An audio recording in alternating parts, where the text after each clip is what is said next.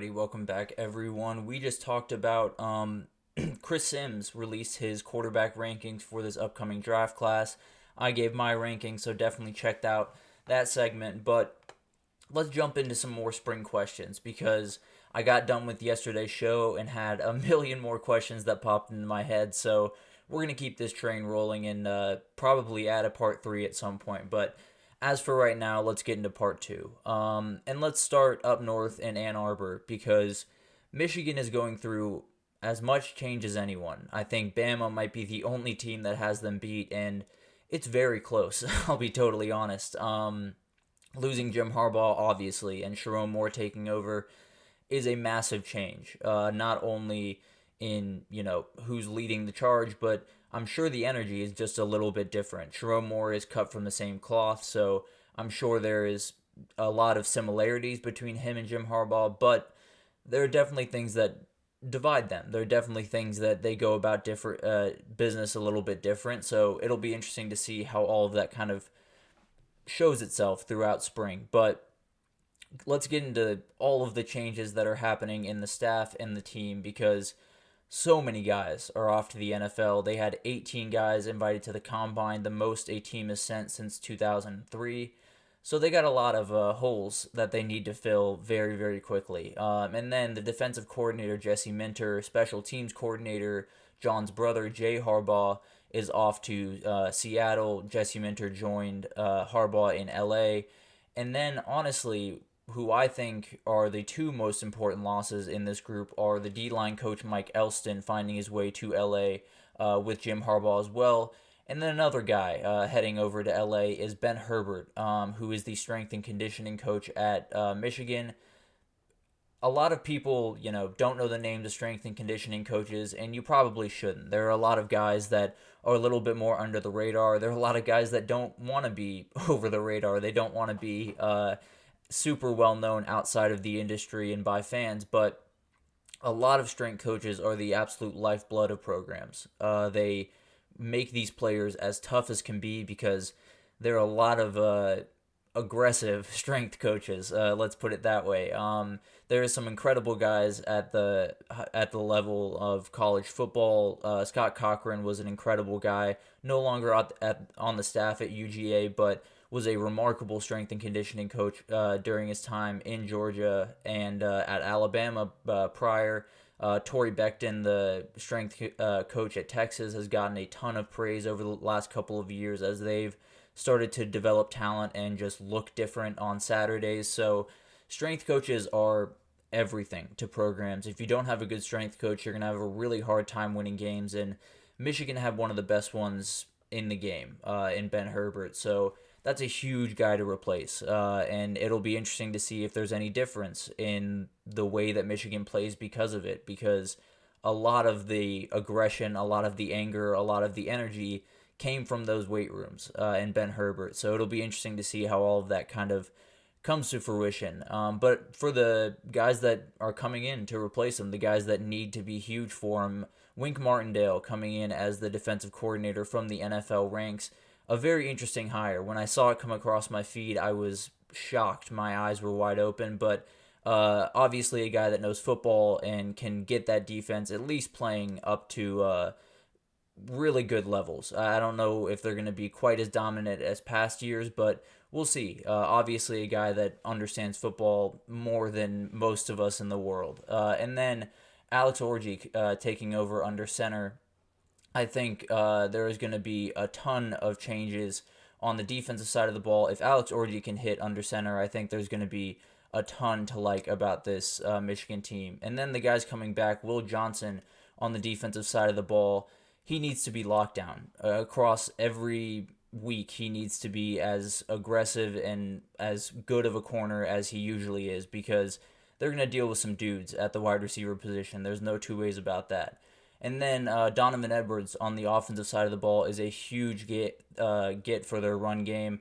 I think the O-line has a ton to replace, but if they can get Donovan Edwards and Alex Orji on the same page in the run game, it's going to be really hard to stop that team. I just got a live comment talking about Arch Manning not signing up for NCAA 25.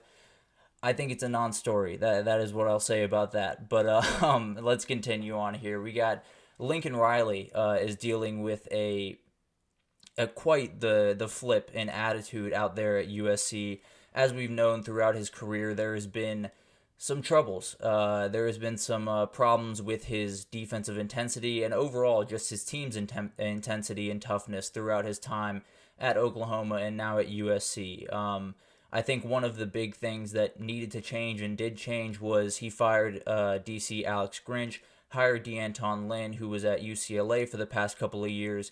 And if you watch any UCLA football, you know that was a very hard-nosed team. You know that was a team that was going to punch you in the teeth pretty much every Saturday. So definitely a step up in terms of what the pass looks like for their defense, and their defensive coordinator in particular. But we don't really know what's going to happen until the field comes into play. And I think spring practice probably will not fully answer this question. Obviously, we will not necessarily know what Alex Grinch or what this new defense looks like, what this new team looks like until football is starting to play. And we might not know for, a year while all of this kind of flips in Lincoln Riley's mind. But I do think this flip is going to be really important to the way the rest of the career goes for Lincoln Riley, because if it doesn't go well, if he can't flip that switch and become more hard-nosed, I think he could just be another really good coach for a time that never got over the hump. But if he can nail this and kind of make his team tougher and more hard-nosed,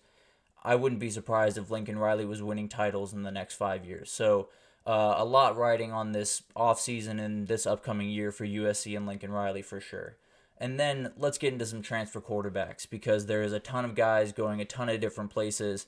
And let's try to figure out who's going to have the biggest impact. I think, obviously, Will Howard going to Ohio State, Riley Leonard going to Notre Dame, Cam Ward going to Miami, all huge for those teams. I think they have a ton on their shoulders to get those teams over the hump, because all of those teams, at the very least, have aspirations to compete for their conference, and these quarterbacks are going to have to hit for that to happen. So there are a lot of very interesting things to watch with these guys. Cam Ward looks very comfortable early on at Miami. There have been some incredible videos of Xavier Restrepo making mind-boggling catches and Jacoby George being awesome in every way, the way he is. But there are some under-radar guys that still, can make a huge difference, mainly above them. Malik Murphy at Duke is doing an incredible job. I think he's someone that a lot of people, knew the story. They knew that he was the backup at Texas for a long time, kind of stuck with it when Quinn Ewers came along,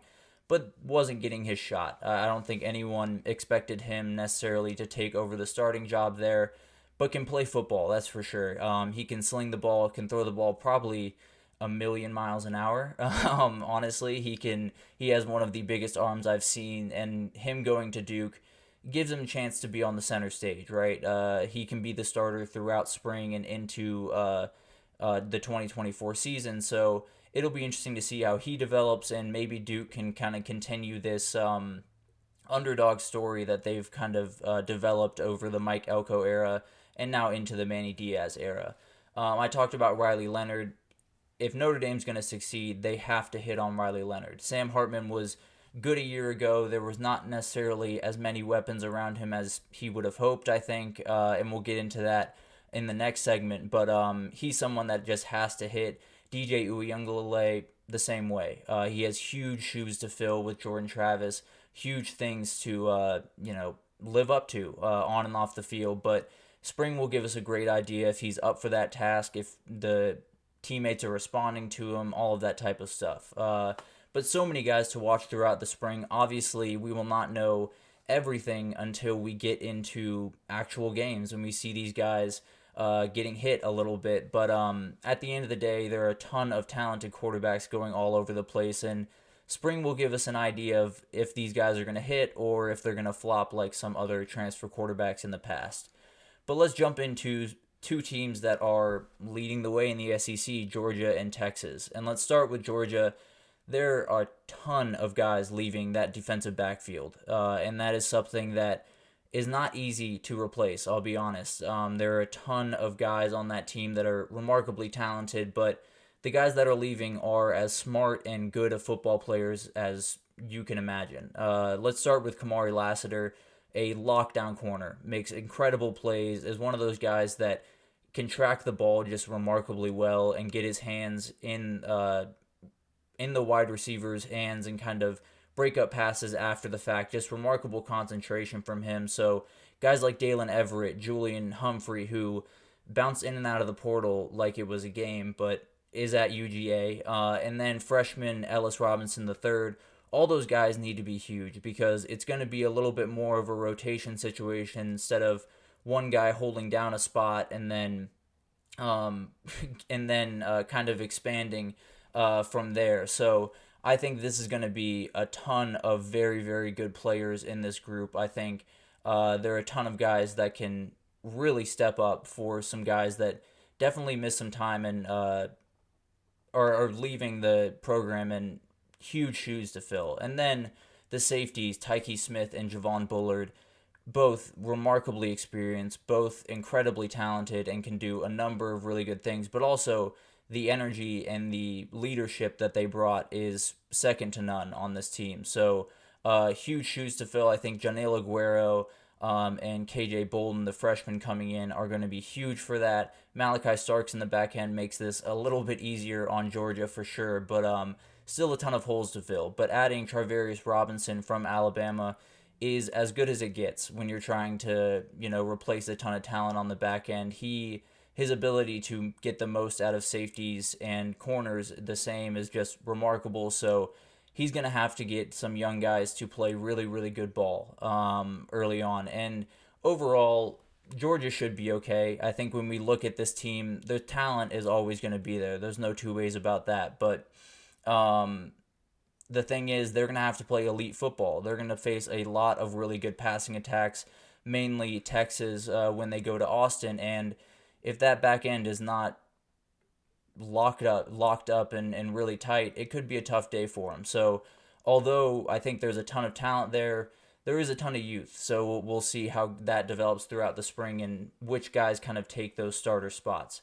And then finally, let's get into Texas. Tons of pass catchers went out the door for Texas, and they showed out at the combine, so we know that they are huge losses for this team. Xavier Worthy, obviously, one of the most productive wide receivers in Texas history throughout his 3 years there. JT Sanders, the same with tight ends. He was as productive as pretty much any tight end in Texas history. And then Adonai Mitchell joining his senior year was the perfect addition to this team, brought a ton of good out of him and everyone around him. And then Jordan Whittington, as smart of a receiver as there is, a guy that made a ton of game-changing plays, including getting a fumble back after a pick against TCU that saved that game, if you're watching that game. So a ton of guys out the door. There was a portion of the offseason early on where they only had 8 total catches returning in the entire wide receiver room. So that needed to change, and Sark did a ton to change that. It started with Matthew Golden coming over from Houston, then Isaiah Bond from Alabama, and then finally Silas Bolden from Oregon. All of those guys are very experienced, all have a ton of catches to their name, so that's not a problem anymore. And I think all of them have the ability to really be game changers. But at the end of the day, you have to get them on the same page as Quinn Ewers, because if you don't, it could be a long year with a lot of confusion, a lot of missed passes, a lot of people getting what they want in some cases, with Texas going over to the SEC. And then on the tight end position, Amari Niblack coming over from Bama is huge. I think he helps fill kind of the Sanders role in terms of pass catching ability and downfield threat. And then you have Gunnar Helm as well to kind of help out with blocking and the underneath routes as much as possible. So I think they did a great job replacing the pass catchers. It obviously was not going to be perfect, and there's still a lot up in the air, but spring will give us an idea of what this new group looks like. So we'll definitely be revisiting those. Drop any questions you have in the comments, because there are so many going into this spring. There's so many changes to watch and so many different things to talk about that I'm sure I forgot some. But we're going to take our final break here, and when we come back, we're going to do another part two. We're going to do a part two of breakout players on the offensive side of the ball for 2024. Some great guys to watch, and some guys maybe you know the name of, maybe you don't, but you definitely will towards the end of next season. So stick with us, and we will be right back.